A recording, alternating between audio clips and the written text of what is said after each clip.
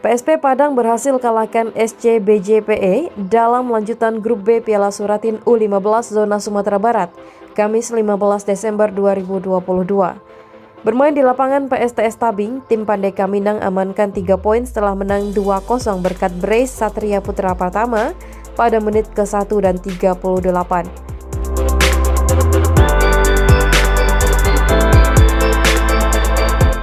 Pada babak pertama, PSP Padang yang diarsiteki Feby Martika Chandra berhasil unggul saat laga baru berjalan 1 menit. Melalui skema sepakan pojok, sundulan Satria Putra Pratama berhasil getarkan jala gawang SC BJPE yang dijaga Ihsanul Aziz. Unggul 1-0 membuat PSP Padang semakin percaya diri. Lini tengah PSP Padang yang dikawal trio Zulfan, Jayaki, dan Restu sukses menguasai jalannya pertandingan.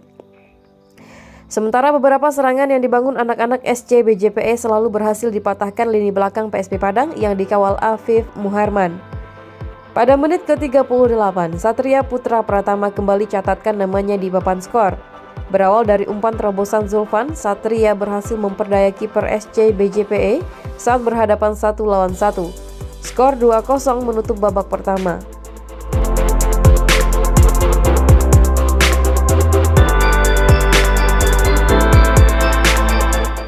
Memasuki babak kedua, tim SC BJPE mulai meningkatkan intensitas serangannya.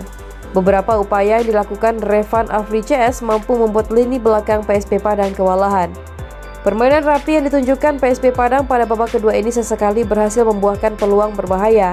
Namun rapatnya lini pertahanan SC BJPE membuat skor tidak bertambah.